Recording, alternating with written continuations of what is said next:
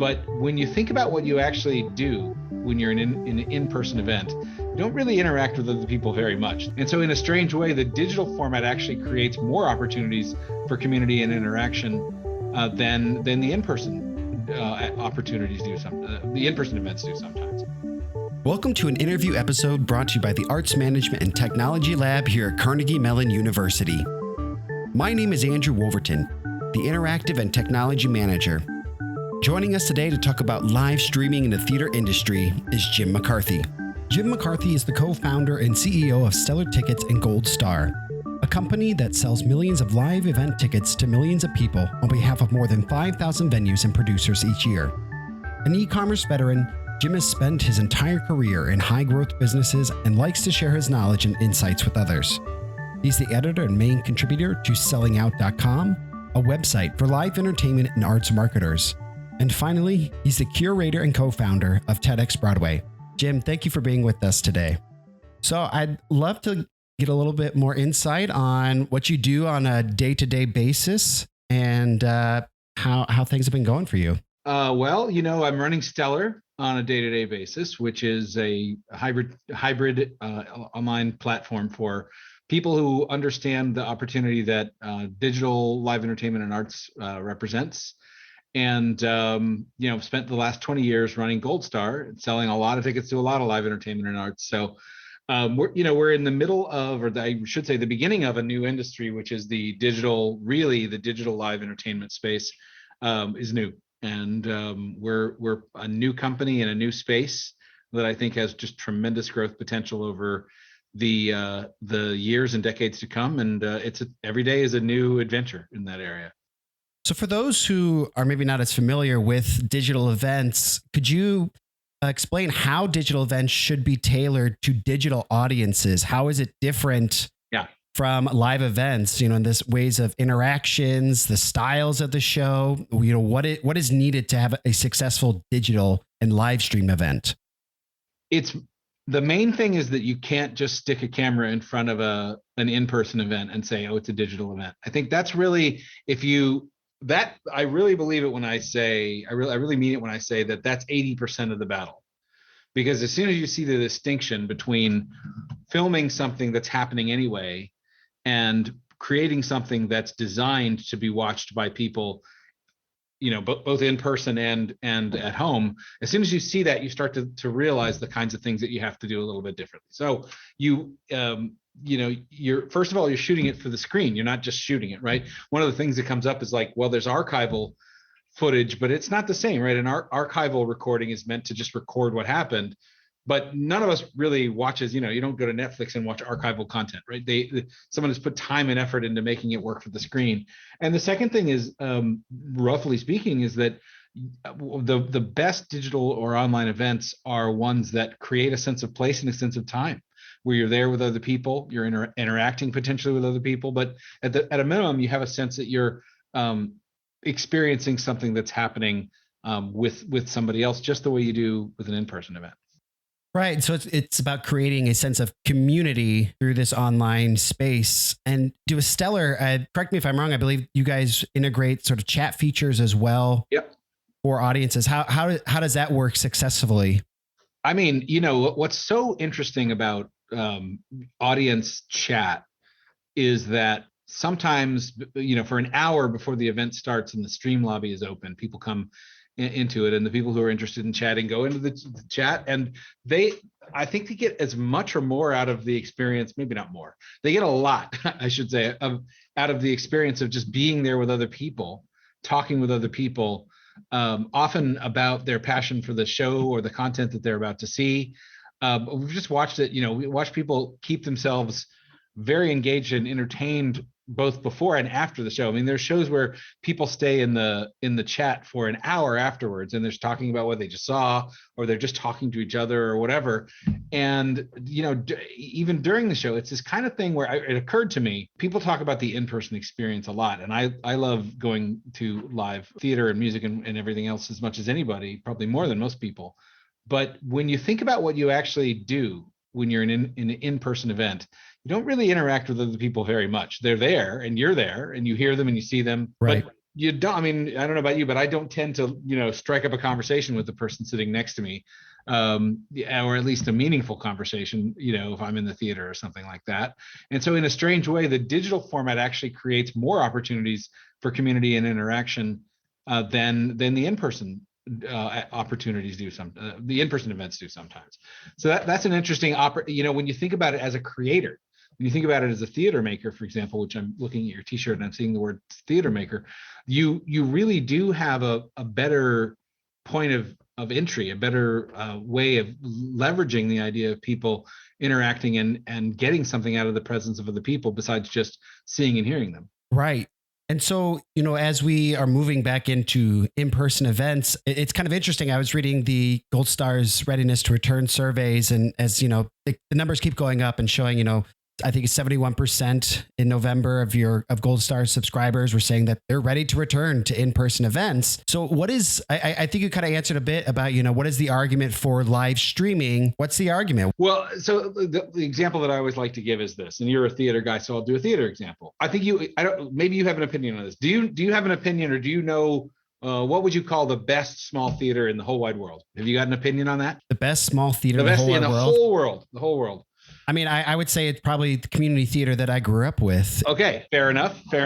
So, but whether it's the one that you like or whether it's the one that somebody else would name as the best small theater in the whole wide world, that's got to be pretty good, right? If they're the best small theater in the whole world, that's got to be pretty good, right? You'd agree. That's a good theater. What size of an audience does a theater like that deserve based on the quality of its content? More than the 350 seats that they serve per show. That's right. Yeah. So I did the math on this, right? Like, even if you assume, 200 or 300 seats or whatever, and a lot of performances each year, a really successful small theater is probably going to have an audience of about 50,000 people in a year. They're going to see 50,000 people. Now, it would be a really, really difficult challenge to convince me that the world's greatest small theater doesn't deserve an audience 50 times that size, because they're doing great. I mean, obviously, to be the greatest small theater, they're doing something pretty special.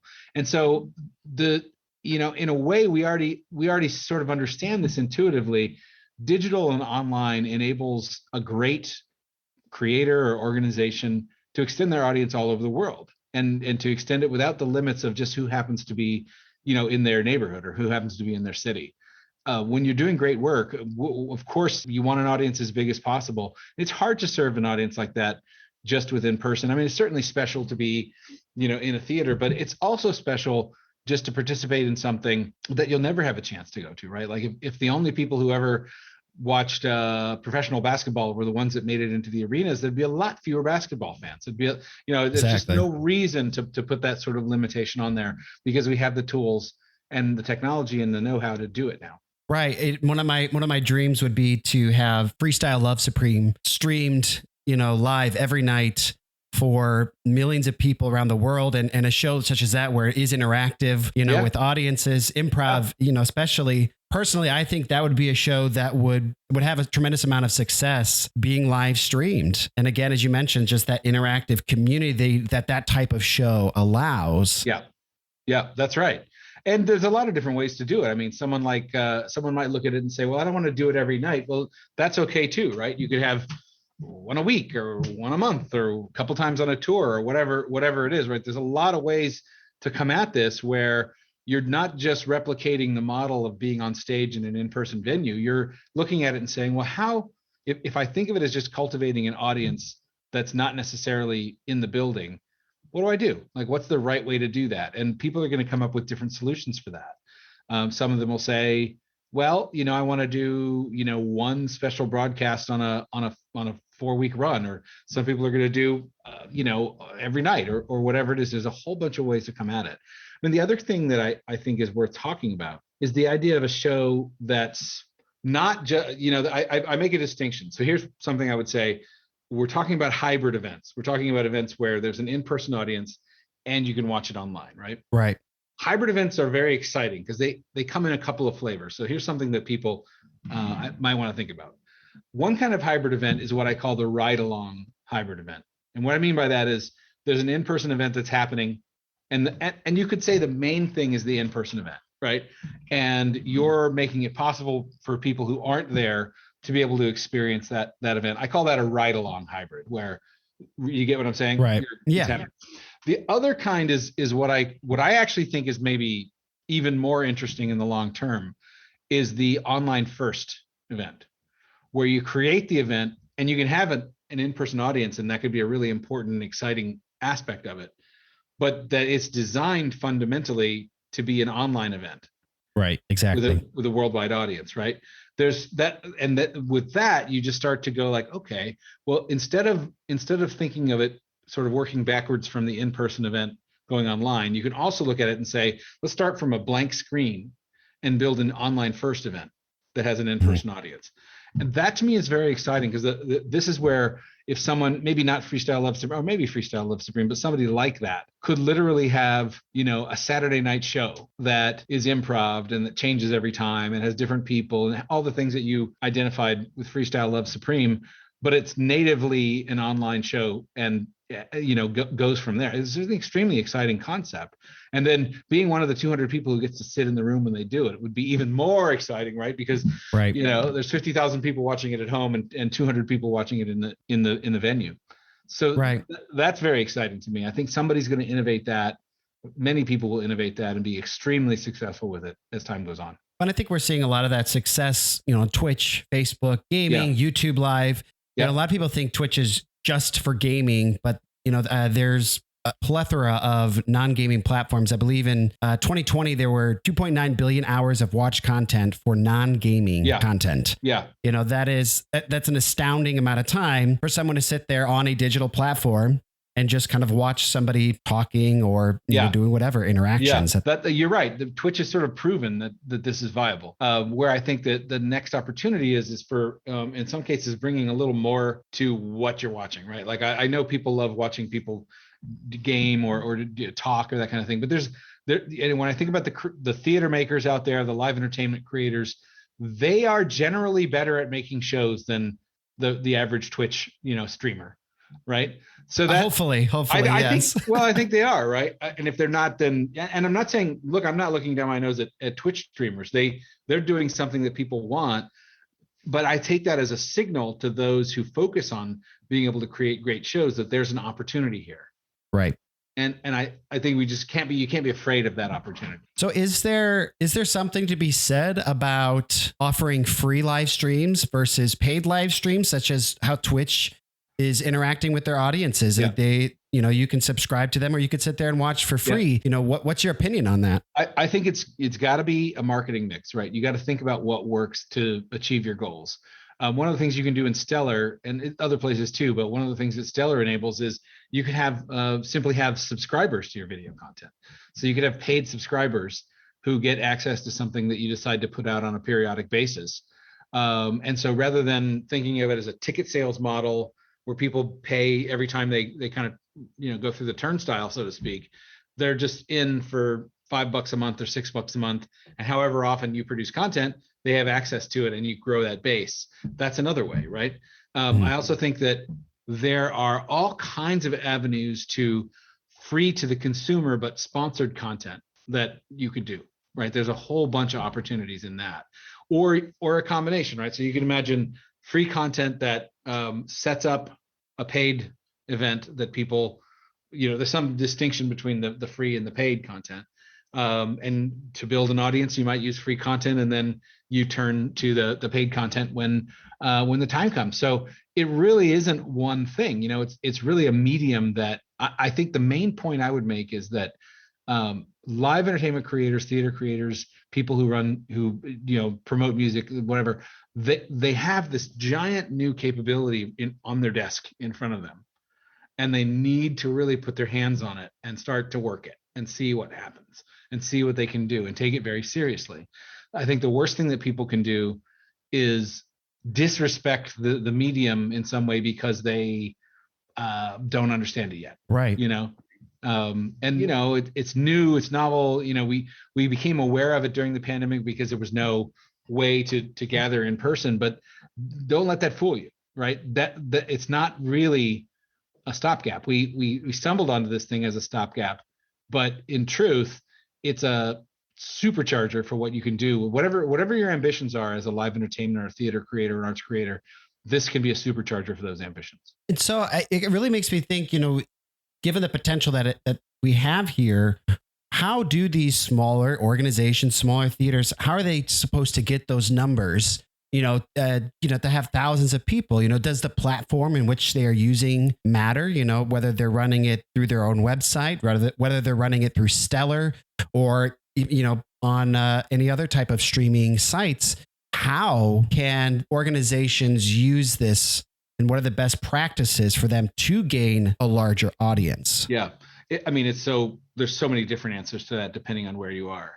I think one thing is you need to have a long-term mindset on audience building, and you have to have a mindset that the content is going to be really serving that audience well. And I know that's a little bit of a broad answer, but it's still the truth, because I'm not saying that good content will always win out. That's not necessarily true. But I do think that if someone is committed to being great at this medium, then there are a lot of different tools that people can use to build an audience for that. And the great thing is, so if you're in the theater world and you've marketed theater in the past, that the most frustrating thing about that is that step one, eliminate 99% or more of all the people who might be interested in your show because they're not in the town that your show is in. Right. Step one, right? In your marketing plan, cut out almost everybody, and whoever's left, that's who your target market is. Well, really now it's the inverse of that, where you say, well, you don't necessarily cut anyone out, but you start looking for the people who would be enthusiastic about this content almost anywhere they are. Time zones are a reality, but just for the sake of simplicity, let's just say anybody who's a fan or who could be a fan of what you're doing, anywhere they are is in your market. So it's almost an inverse of what you do the other way around. And then you start to think, okay, what are the tools to reach those people? Obviously the usual ones are there, social media, search, that kind of thing. Also just the organic building of the content base. You want to have an asset that you own, you want to have a list of people that you can reach, and you want that list to be growing based on their enthusiasm for what you're doing. So, there's no shortcut to how do you build a marketing plan behind that. But what I'm saying is if you're used to marketing theater, let's say, then you're used to the idea that step one is to eliminate almost everybody from your target market because they're not local, right? Right. You don't have to do that with the online side. You have to think in terms of where are the people that should be fans or could be fans of this, and then how do I begin to reorient my way of searching for them to that reality instead of the other one. It reminds me a lot of how Netflix markets with niche markets, per se. It's kind of what you're saying, finding that niche market within the grand scheme of the world, really. And so I want to ask, back in 2015, so Daddy Longlegs, that was produced by Ken Davenport, was the first Broadway, off-Broadway show to be live streamed. And so they had 150,000 people viewing it within 24 hours from 135 countries. Wow. So flashing forward to today, and events like the Jagged Little Pill concert that was on Stellar, what growth is there in comparison to 2015? What are the numbers looking like today? What are those key successes that you have seen between then and now? Well,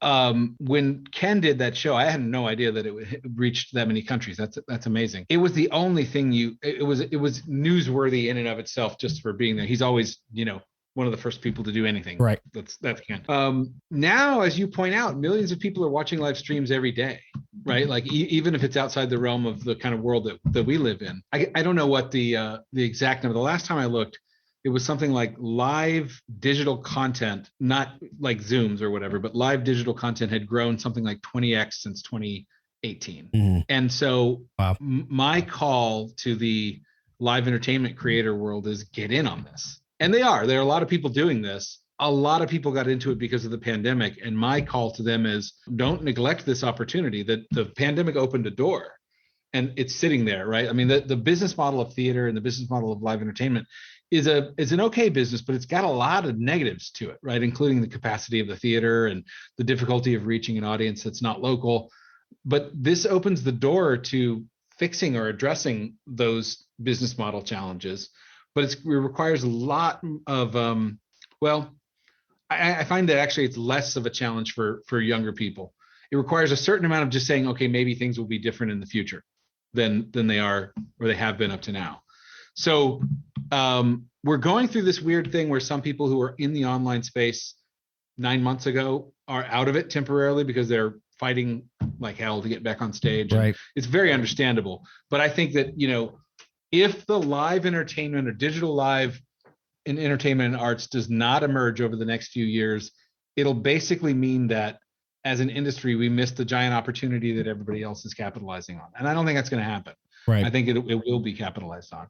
Right. And talking about those challenges for organizations who might want to do live streaming, I know that there's the issue of working with AEA contracts, working with the role of unions. And so how does that play into live streaming? Because I know that it can be a major barrier for folks. Yeah, I think that the more people push on this in terms of the more that creators are knocking on the door and saying, we want to do this, it'll create more pressure to make the modifications that need to get made, so that people don't see it as a threat. I think sometimes people see it as a threat, and in fact, it's a golden opportunity, right? It's a golden opportunity for everybody. And it has to be done in a way that, takes people's interests into account, but you can't let it stop you. You got to push. I think that the more pushing there is, the sooner we'll get to a good resolution and be able to have terms of engagement that we can live with. And I think that's the other thing that can happen is that when people who are, especially I think young and entrepreneurial minded people in the space, start to say, well, if I can't do that, I can do this. And they start to innovate in the direction of the things they can do, those things can get very, very big and powerful, and then kind of ultimately feed back into the main thing and say, hey, don't you want to, participate in the kind of success that we're having over here? So it's never easy or clear at the beginning of a medium or a new sort of industry. It's always really, really unclear how the discontinuity from the past is going to resolve itself. And we're in a period of that right now. We're in this period where I think over the next 2 to 3 years in particular, this stuff is going to mature in some really interesting ways. But it's unclear to us now because we're in it. Right.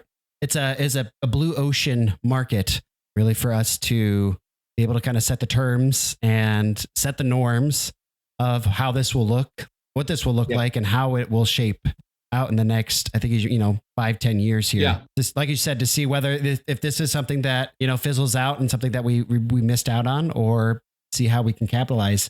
Jim, I do want to thank you, for being here. And I want to give you the last word on, any other last thoughts, or if you want to tell people more about Stellar and Goldstar. Yeah, well, sure. I mean, if you're thinking about doing online events or digital live entertainment arts, however you want to call it, call us. We can be helpful to you in that.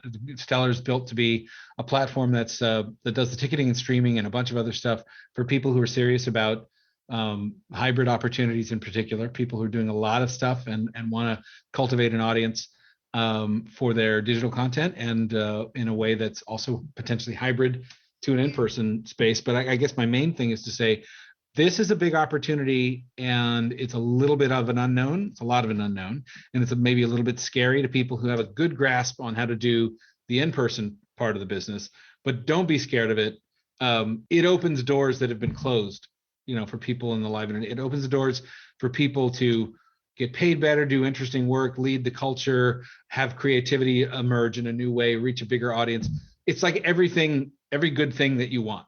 When people make a list of what their hopes and dreams are for theater, for example, the things on that list are the things that are made possible by digital and by online, especially hybrid events. So don't be afraid of it. You got to jump in. There is a price that you got to pay, right? There's a certain amount of work and learning that you have to go through to get good at it, but you will. And as time goes on, I think the people who can do this very well are going to be the leaders of the industry overall. So be one of those.